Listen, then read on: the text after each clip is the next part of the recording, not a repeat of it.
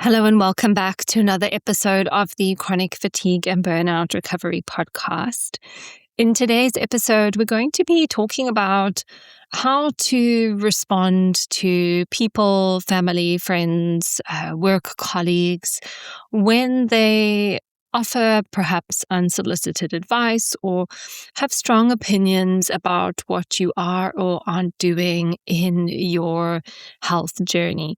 Some people, although very well-meaning, can often give advice, which can sometimes feel frustrating, can sometimes cause a buildup of resentment in some cases. Or sometimes we can maybe feel even judged or attacked for the way that we are caring for ourselves. And I think what gets a lot of people's backs up is it's just so difficult to be on this journey and living day to day with your symptoms, with the challenges, with the mental load of managing a chronic illness is unimaginable.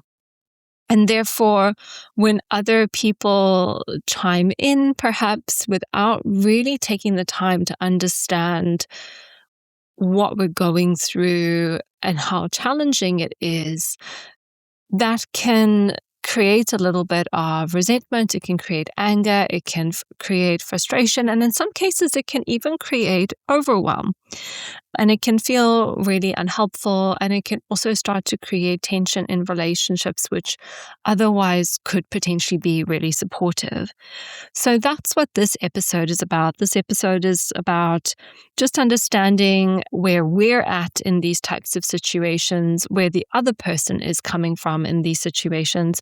And then I'll offer some tools, potentially some scripts to manage these situations in a way that will feel more friendly on your nervous system.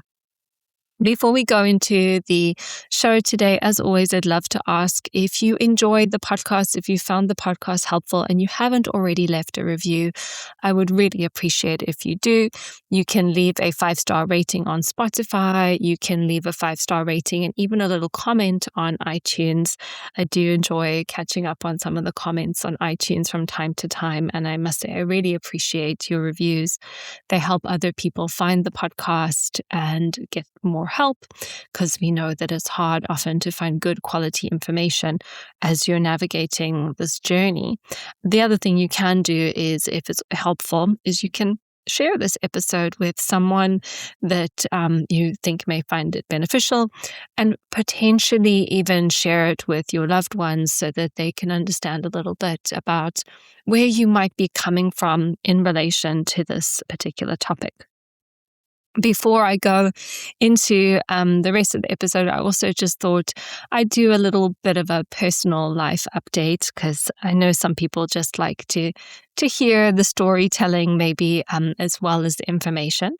It's January at the moment. It's the first week of January, and I haven't recorded a podcast in a really long time, actually. At the end of last year, was incredibly busy in my one-on-one practice. I took some time off to go to South Africa to see my family over Christmas, and preparing to take the time off was very, very intense. So podcasting had to get put by the wayside as I focused on my clients and wrapping everything up for the year. But then I did have a wonderful, very, very restorative time in South Africa. And I always do find that breaks are incredibly beneficial to me for self-reflection and also for reconnecting with myself a little bit. I think I'm a very purpose-led individual. My practice, my business is a huge part of my identity and who I am. But it can also be really hard when you're working with people who are ill all the time. You kind of feel like you're living and breathing in this illness space. And sometimes it's really good for me to be able to take a step fully out of that space and just be Anna, really. Anna who's not attending to the needs of other people. Anna who's not producing content for social media or the podcast or the blog. Anna, who's not constantly thinking about mechanisms and nervous system and all of these different things and test results and supplements and all the things that come with the job, but really just to be a little bit more free and to enjoy some downtime, to enjoy some time just tending to my own needs and coming back to my rhythm again and a little bit more of my flow. So this particular holiday in South Africa was particularly nourishing for all of those reasons. And I am doing my best now as I come into the new year to reconnect with that rhythm, that flow, or not necessarily reconnect, maybe to maintain some of that reconnection that I was able to establish. And yeah, it's really made me reflect on boundaries, the boundaries I have with myself as I support others, the boundaries I have with the people that I'm supporting. And I can also see that I have been really working too hard and doing too much. And my fellow doers will probably really resonate with this, like as have a few clients say to me recently, like as their energy is coming back, it's so tempting for some of those old habits to come back in again. And I would say the same is true for me. I'm so much more patient. I'm so much more, I want to say slower. Like I do things so much more slowly than what I used to. I'm a lot more mindful of just working at the right pace, but it can still be sometimes like a little bit of a runaway train. And these little holidays and resets are really good just to kind of recalibrate the system and then reevaluate and just think about like how I look after me as I move forward and support many, many people. So that's just a little bit of an insight into my personal musings, I guess, from the holiday and personal thoughts and feelings as we move into the new year. Although I appreciate this podcast will probably publish maybe February, March time. So the new year will be old news by the time you listen to this. But anyway, let's go into the episode talking about how we respond to people and their interference, shall we say? I don't know, interference is probably a bit of a harsh word, but as we navigate our journeys and we're engaging with people and they're offering maybe feedback or advice, how do we navigate that and respond to people and set boundaries around our own self-care? The place I'd like to start is this idea of unsolicited advice. So, you might be sharing with a friend, a family member, a work colleague even, a little bit about your health journey and a little bit about your diagnosis. And they might come in with a recommendation. So I'm sure we've all heard these ones before. Have you tried yoga? Have you tried meditation? Have you tried B12 injections? Not to say that these things aren't helpful, but when you've tried them and they haven't been helpful for you, these recommendations can be somewhat frustrating because you're like, yes, I've tried it all. Thank you very much. And so where this can potentially cause a point of tension is, first of all, we might not necessarily be looking for advice. We might not have the capacity to receive the advice. And our primary need at that moment in time is not to fix, not to find solutions, not to have more things put on your plate. But what we actually want is connection. We want to be seen. We want to be heard. We want to be understood. And we really want to feel that we're being felt, that someone sees us and they can really, even if it's not to the full extent, grasp how hard this journey is. We really want someone to sit with us in our pain and just be there as a space holder, as a regulating nervous system. We want someone to be there with us so that we can feel less alone. What we're not looking for is more stuff to do, more stuff to overwhelm our system with, and also another thing to do can also be setting a boundary. When someone comes at us with more information, and we have to say, yes, I tried that and it didn't work, or actually it's a little bit more complicated than that, then even though that person is coming with that advice from a place of support and care and possibly love, when we have to put a boundary in place and say, no, that's enough information, or I don't have capacity for that, or actually I've tried that already, or you're not giving me what I need right now, which is connection, it takes more energy from our system to put the boundary in place. The boundary is another thing that we have to do. So what we're really wanting in this situation is for someone to say, that sounds really hard. Or I'm so sorry that you're going through this, that it's just so unfair that this has happened to you. Or just, I'm so sorry. And maybe we might want them to say, what do you need? What can I do? How can I help? Not necessarily jump in and offer fixing or solutions, because 9 times out of 10, you've probably already been on ChatGPT and Googled all the things that you want to Google or searched all the things that you want to search. And whatever that person is potentially offering you is nothing new. But let's look at what are the possibilities in terms of where this person may be coming from. They may genuinely feel like they know something that could genuinely help you. And whether they are right or wrong or misinformed, they are coming from this place where they believe that they have something really, really important that they want to share with you. And, they may come in with a story like, oh, I had this friend that just did this and it changed everything, or a colleague or a relative or whoever it might be. But we have to acknowledge that even if they did have great advice, fantastic advice, we may not have the capacity to receive this. I see this all the time with clients is I can tell them to do all these amazing, wonderful things. You should do this, you should do that, you should do blood sugar regulation, we can do this testing, we can take this supplement. And in some cases, some people will take that information and they will run with it and they will do great. And other people, they're full. Their capacity is full by the time I've said blood sugar regulation. They have no more brain power for the rest of it, even if the rest of it is helpful. And so we have to acknowledge when we're working on our health, we can only work as fast as our nervous system has capacity. Anything more, be it helpful or not helpful, would be too much for a system that is already full.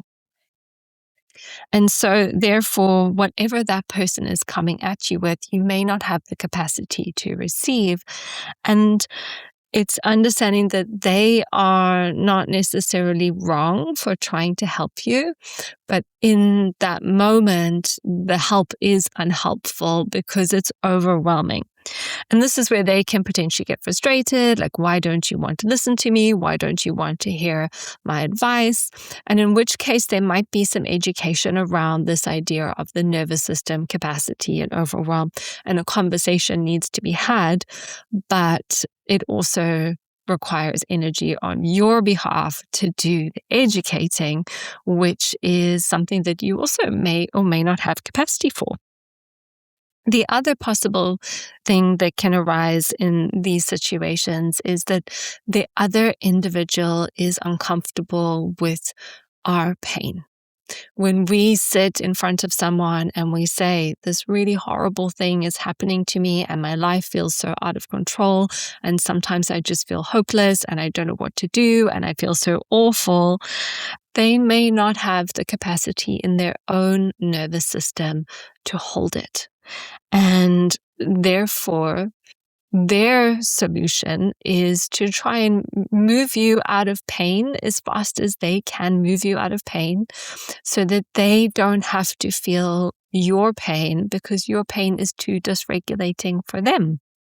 And so in which case, if they could just say, do some yoga, do some meditation, and if you were hypothetically to respond, oh, that's such a great idea, I hadn't thought of that, I'm definitely going to try, then that would change the state of your system because you would be excited, you would have a solution, you would have something you could go away and do, and they'd be like, oh, okay, doesn't feel so bad anymore.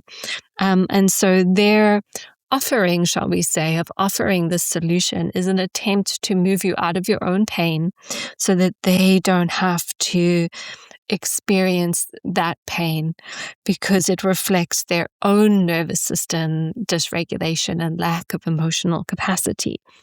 So we also have to understand that sometimes people are trying to fix or find solutions not because they're not trying to be helpful to us, because they are, but also because they're trying to soothe their own discomfort.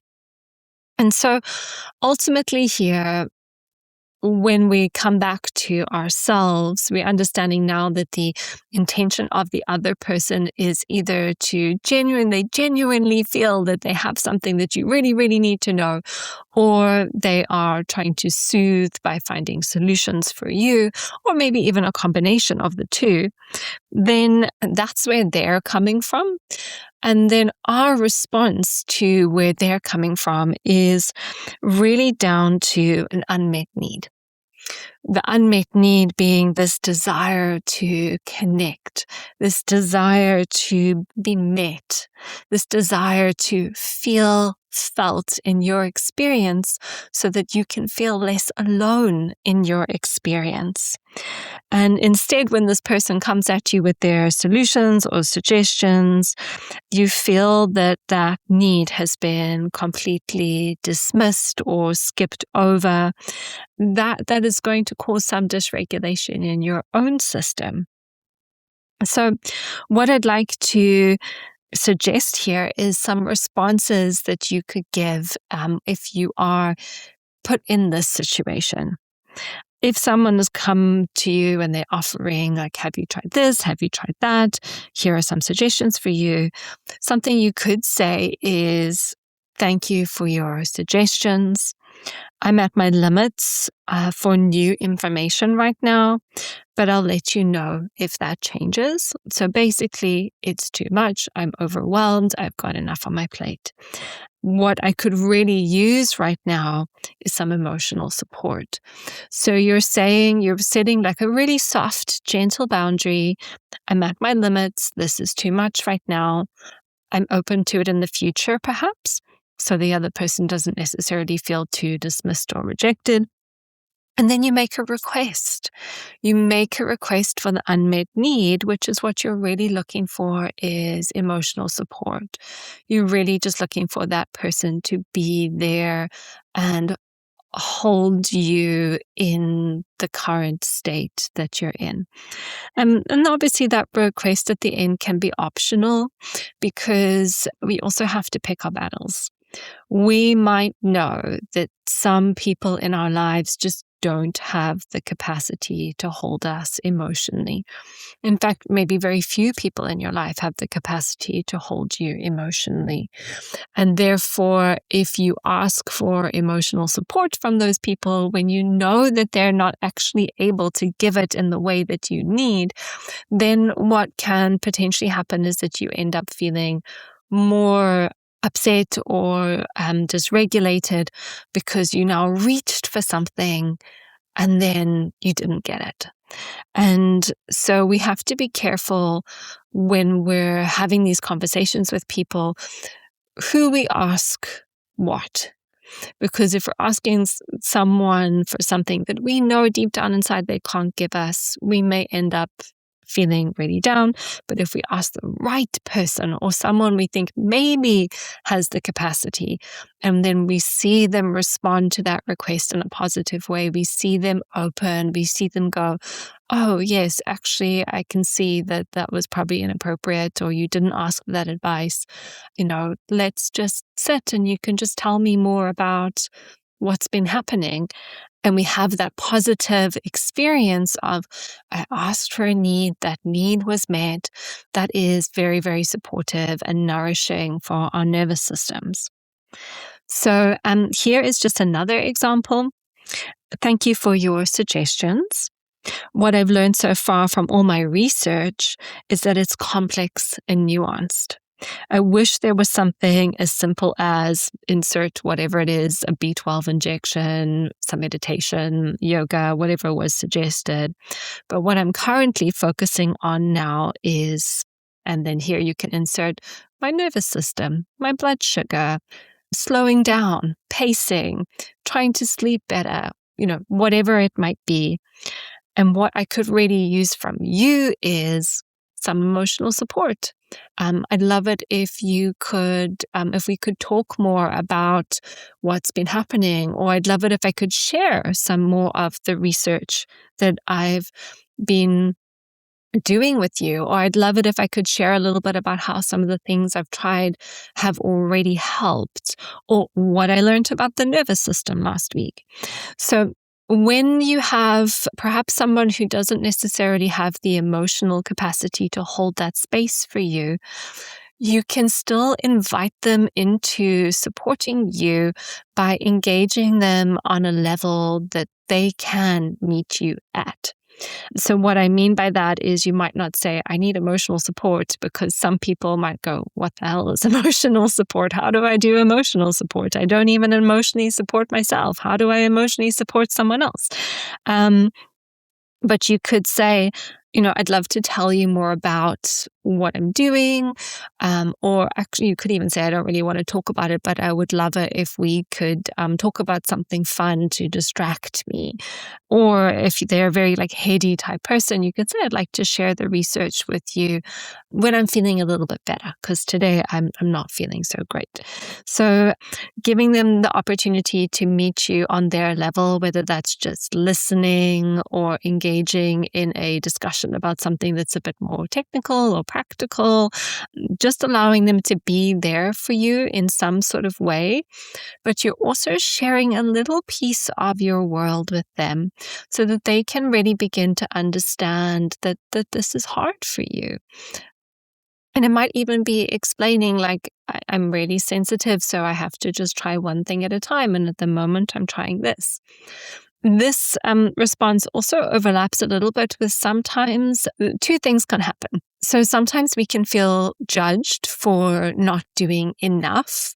So there's this idea that we're being labeled as lazy, and we're not trying hard enough, or we're not necessarily making enough of an effort to get better.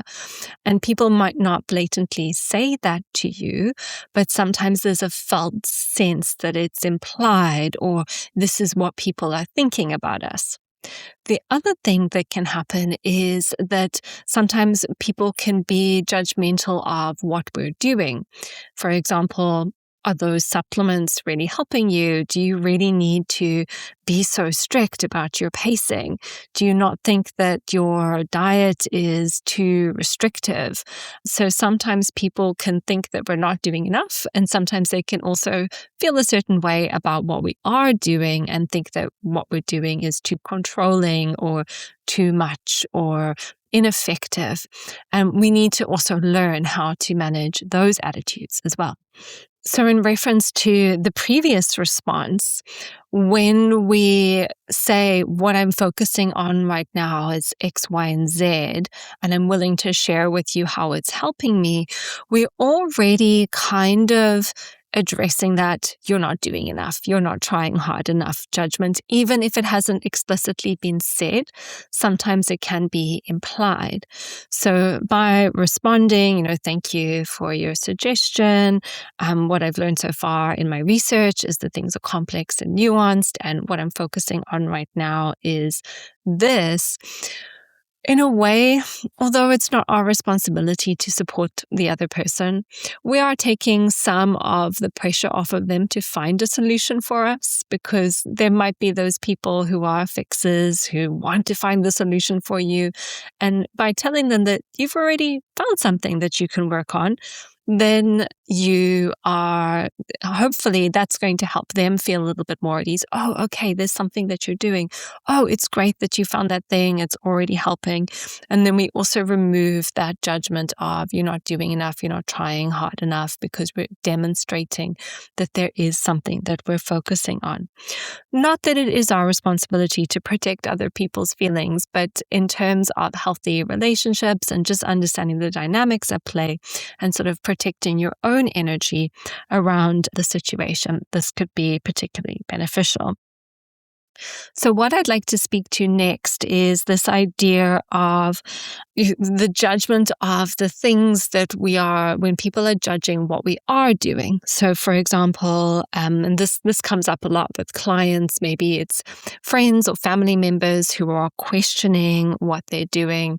There might be questions around, do you really need to be spending all that money on supplements? Or do you really think that those supplements are actually helping? Or don't you think you should just push through a little bit more? Don't you think that your diet is a little bit too restrictive? Or do you really need to eat that way? Is it really making a difference? And so what I would say here is, first and foremost, what you are doing to look after your health at the end of the day is actually nobody else's business but yours. However, people being people will always tend to pass some judgment, and you don't necessarily have to or need to defend yourself, but sometimes it can be helpful for you to be able to anchor back into yourself and know that what you are doing, whether it is right or wrong in this moment in time, you're doing it very much likely because it's helping you feel safe and in control in a time in your life where things feel very uncertain and very out of control. And how you reconcile that within yourself is completely up to you, and it is actually no one else's business. But we might want to try and explain that in a very gentle way to people that question us. And so, as I said already, we do things for many different reasons. One of those reasons is control and safety because of the uncertainty of chronic illness. But another reason why we do things is because it works. And then another reason why we do things is because we're afraid of what might happen if we stop. And we may not be ready yet. We may not have enough safety, resourcefulness, resilience in our nervous system to make any changes. And it's really important that anything that we do, whether it's starting something or stopping something, that we do it at the pace that feels right for our system. And here it's important to acknowledge that the pace which is right for our system may not always feel comfortable. There's a difference between pushing too hard, moving too fast, muscling through, and the discomfort of expansion. Any step or any progress in fatigue recovery is going to come with some sort of expansion, some sort of change.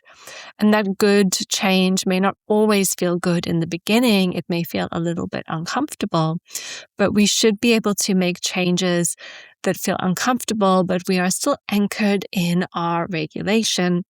If we are becoming completely dysregulated by the changes that we're making, then it's likely that we are making those changes faster than our system is ready. It doesn't mean we're doing the wrong things. It might just mean we're doing too much too soon.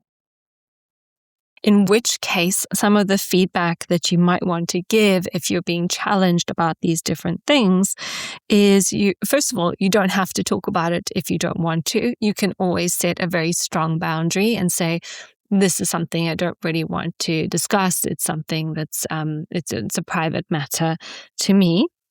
But here are some suggestions. You can also say, I actually don't know if this is helping or not right now, but it gives me a sense of control when life feels very uncertain and I'm not ready to make any changes and rock the boat at this point in time. So that's something that you can say if you don't know something is working or not, but you just don't want to make a change or rock the boat. You could also, for example, if something is helpful, you could say, before I started whatever it might be, a supplement, a practice, a dietary change, I was experiencing X, Y, and Z. So whatever your symptoms were, I was experiencing a lot of anxiety throughout the day. I was experiencing crashes in the afternoon. I was noticing that I could only do something for a short period of time before I needed to rest. But since I started eating this way to support my blood sugar or taking the supplement or doing these somatic practices, I've noticed that I have a little bit more energy. My energy is more sustained. I feel more stable. I feel less anxious, whatever you've noticed. And therefore, I want to keep going for as long as I need to. You may also have questions like about, again, this is maybe if you don't know if it's helping or not, you could also say, I don't know if this is helping or not, but I want to fully commit to this and give it my best shot. My day-to-day is so hard right now, and even if this only helps me 1%, 5%, the difference would be worth it for me. So in this answer, we're just saying, like, I've made up my mind, like, I'm committing to this. And you're kind of highlighting, like, life is hard and I'm really looking to see some progress. And what I hope that this type of response would potentially bring out is that empathy. Oh yeah, like, it's really hard for you. I understand why you would want to do anything possible to feel a little bit better. And then the final one is more around criticism about being too anxious or too neurotic about how we approach things. We know that we have to move at the pace of our system. And it's very normal when you've done things in the past and experienced crashes, setbacks, or symptoms as a result, to have a fear about trying new things. So here, if someone's saying, oh, come on, you can do it, just go for it, nothing bad is going to happen, or do you really need to worry so much? It'll be fine. Maybe different feedback that you receive. You could say, yeah, I know it probably comes across like I'm quite anxious and fearful. And the truth is, I am afraid. I've done things in the past and it has been too much. And I just really don't want to suffer again. So I always feel a little bit nervous when I'm trying something new. And what I really need from you, so again, a request, is to respect my pace and allow me to do things when I'm ready. So those are just a few ways in which we can combat, I guess, some of the interference we may get from other people. What I think is really important to name here, just as we're wrapping up the episode, is that how we categorize our relationships is really important. We will have some people who are really, really close to us and really get us and really understand and are really supportive to the best of their ability, maybe not having had this experience themselves. They can really be there for you and have some empathy and understanding, maybe due to their own life experience. And then you will just have some people who don't get it. They just won't get it for whatever reason. And when we're navigating these territories, we kind of want to think about, in terms of some of the responses that I gave today, they take energy. It takes energy to sort of speak up and defend yourself in a way. And some people in your life, it's going to be worth that energy to open up more, to explain a little bit more, to make the requests, to ask for what you need. And then there are other people where you may they're never going to get it. So You just need to set a stronger boundary or just be quite brief with them.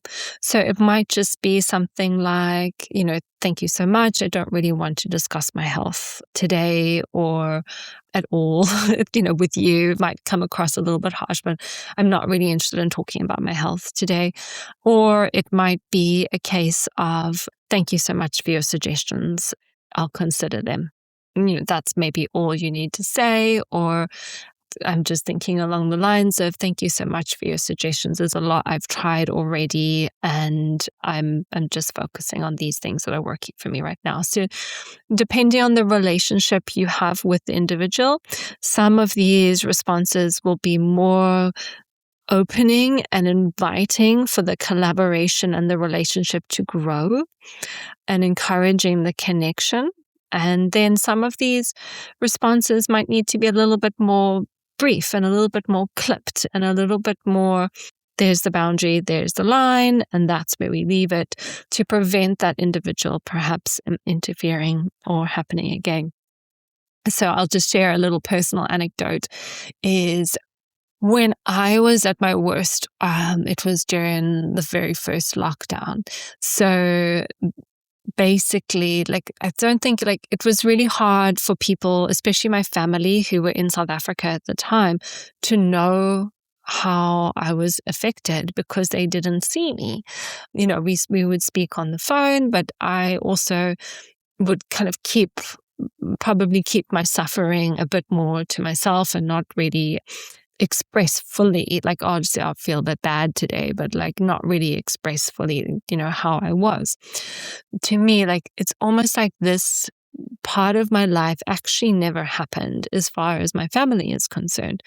And so I never really, they never really offered any unsolicited advice.